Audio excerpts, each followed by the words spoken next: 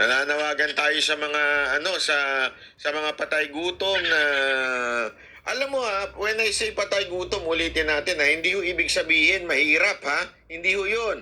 Pag sinabi natin kasi pwede ka namang mayaman na patay gutom ka. Yes. Pwede ho 'yun 'Di ba? When you say patay gutom, greedy. Yes, Pwede ka matakaw. naman kahit mayaman ka, pwede ka naman maging greedy. Ang daming mayaman na mga Hindi ho patay ibig gutom. sabihin, na tayo ay mayaman o kayo ay mayaman, ibig sabihin, hindi ka na maaaring maging greedy. That's not true. Tayo, pinaasa tayo ng umaasa. Tandaan nyo, parang jowa lang yan Pag ang jowa nyo, inispoil nyo, Yun nga maniwala kayo sa hindi, laging mag-iinarte yan. Yeah, laging umaasa na sa'yo. Nagagastusan mo. Parang bata. Alam mo ang bata, 'di ba? Yung mga pag ang bata, inispoiled mo 'yan, hinayaan mo lang ng hinayaan, binigay mo lahat ng luho, maniwala ko kayo sa hindi, pero talaga hong aabusuhin ka niyan. Ika nga. Tapos mag-iinarte yan. Tapos ikaw laging mali, 'di ba? Kasi nga inispoiled mo. Ganon din ang jowa. Pag ang jowa lagi mong inispoil diyan, ay lagi kayo mag-aaway niyan. Kasi nga konting bagay niyan, tama, demanding ang labas niyan. So ganyan na nangyari sa mga Pilipino 'di ba? Tayo pinaasa ng mga politiko sa ayuda. Yun nga. Syempre, kung ikaw nga naman ang may hawak ng budget, di ba? Ikaw ang may hawak ng budget ng ating bayan, okay lang, spoil natin. Alam nyo ba racket yan ng mga sugar daddy? Mahilig sa sugar daddy. Hindi, marami po kasi akong kaibigang sugar daddy.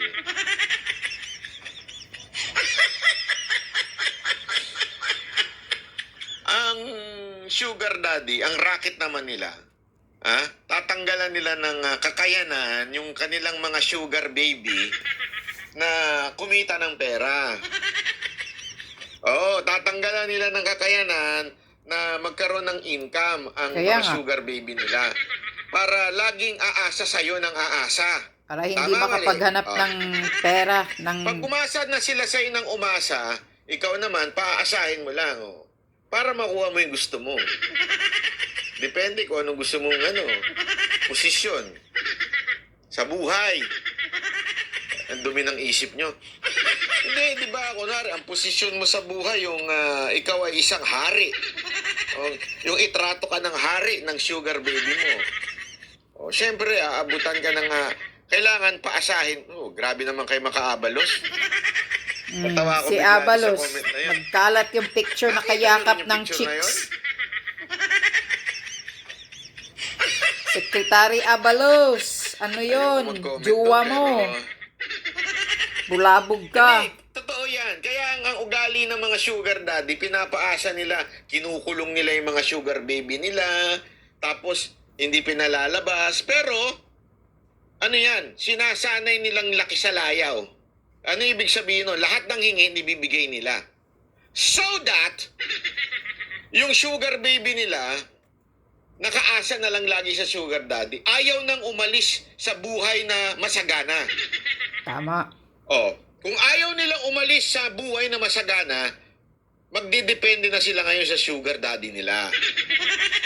At pag sila'y nagdepende na sa sugar daddy, hindi na makagalaw yan ng hindi nakadepende sa sugar daddy nila. Style yan ng mga sugar daddy.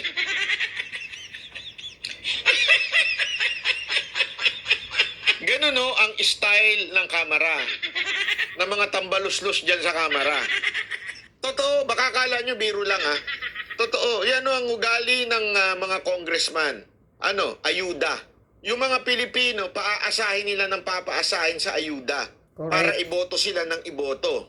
Tama, yun mali? Talaga, tama yun. Ibig sabihin, sige, kaming bahala, ayuda kami sa iyo, DSWD, AYEK, TUPAD, kung ano-ano pa, ano pa style ni Tambaluslos ngayon nga AKAP, tuloy, AKAP, di ba? So, yung mga tao doon, ay, Grabe si congressman. Si congressman makabigay talaga. Kaya ibuboto ko to lagi kasi lagi ako nakakatanggap ng grocery dito. Lagi ako nakakatanggap ng bigas. Lagi ako nakakatanggap Masaya na ng sila kung dyan. ano-ano. Dumepende na ngayon yung mga tao doon sa kanilang sugar daddy. Sino? Yung mga congressman.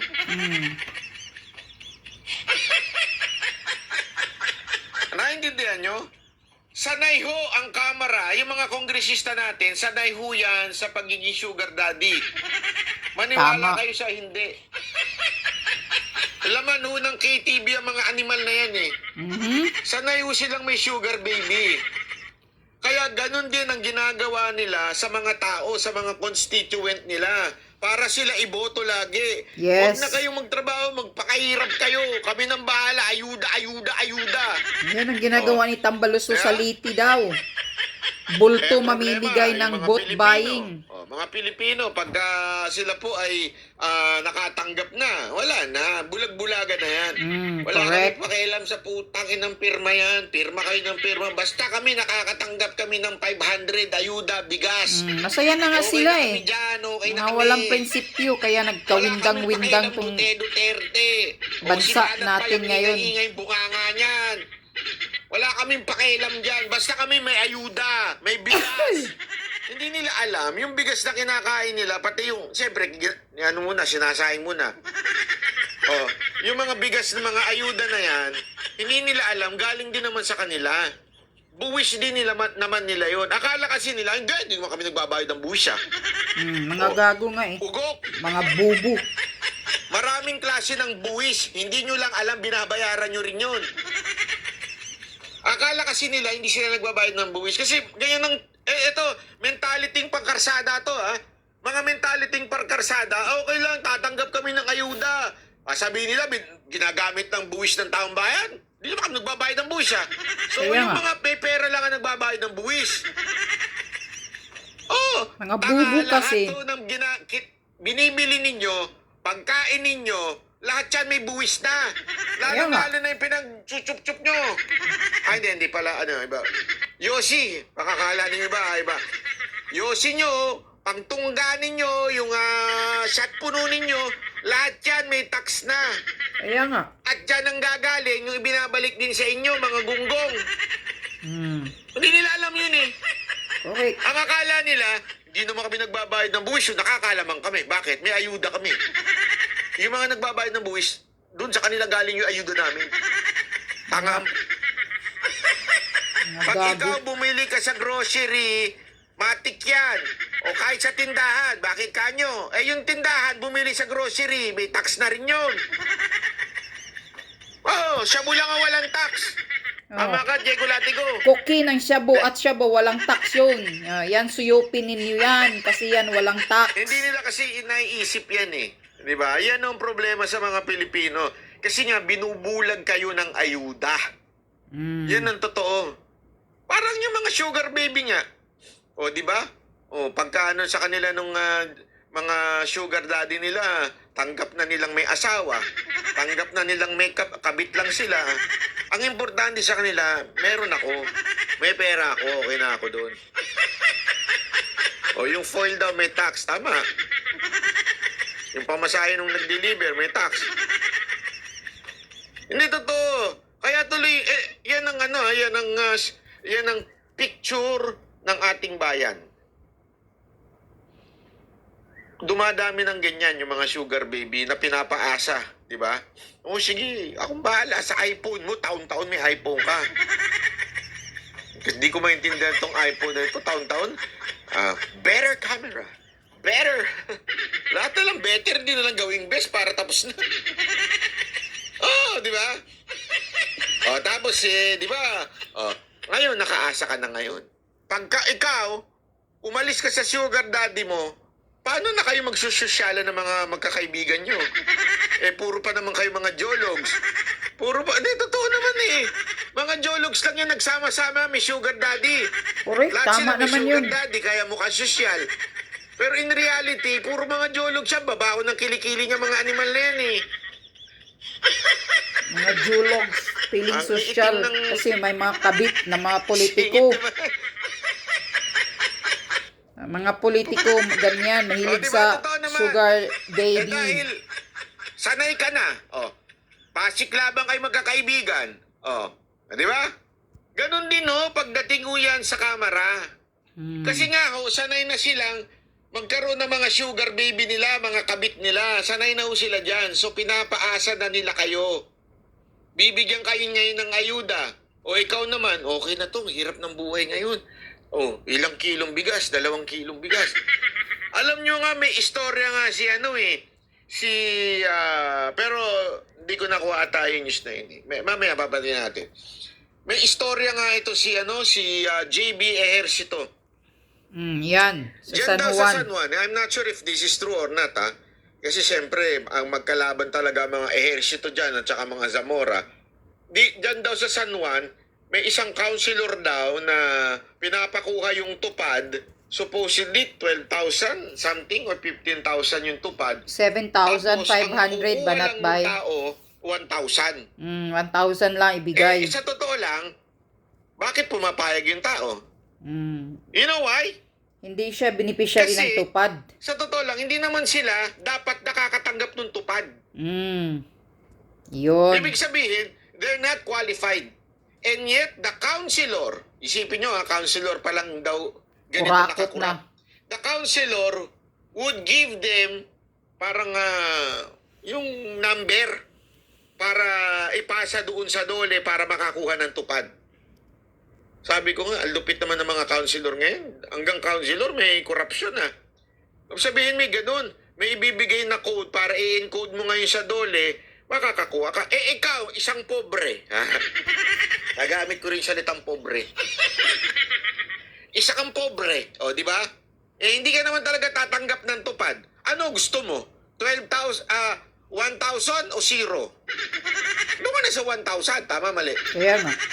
Tiyagaan na lang ang 1,000 kasi hindi ka naman tupad beneficiary. Kasi, ito Ganun ito yun. kunwari si person A. Hindi naman talaga siya qualified sa... Mali. Green kasi yun. Kaya Ito. Si person A. Yan. Ito si person A. Hindi naman talaga qualified to si person A makakuha ng tupad. Okay? So, sabi ni councilor, gusto mo ba makakuha kahit papaano? Basta ang siste, 1,000 sa'yo, the rest akin. Ganun daw. Galing. So, ikaw naman, sa totoo lang, 0 ka. Wala ka naman talaga makukuha ang tupad. Pahig ka na sa 1,000. Tama, mali. Kaya nga, Diba? ganyan. Tapos, di nakatanggap ka 1,000. Anong reaction mo? Ang bait-bait naman ni councilor. Yan, pinupuri na. Parang akala nila pira ni Ang councilor bait naman ni yun. councilor. Ang bait pa ni councilor, ninakaw na nga yung the rest of your money. Kaya Ang nga. bait pa. Tama, mali. Ganon tayong mga Pilipinong nakakatanggap ng ayuda. Tuwan-tuwa tayo sa barya. Hindi nyo alam, doon sa pagbigay sa inyo ng barya ng mga congressman na ito, ang laki ng perang nakukuha nila. Correct. They are just using you. Correct. Para mukhang, namimigay kami ng ayuda. Sa tingin nyo doon sa 100 billion plus na ayuda, sa inyo ba napunta lahat yun? Di ba? Yun ang totoo doon ang 100 plus yun, makakuha lang ng 1 billion yung congressman doon. Ayos na yun, tiba-tiba na yun.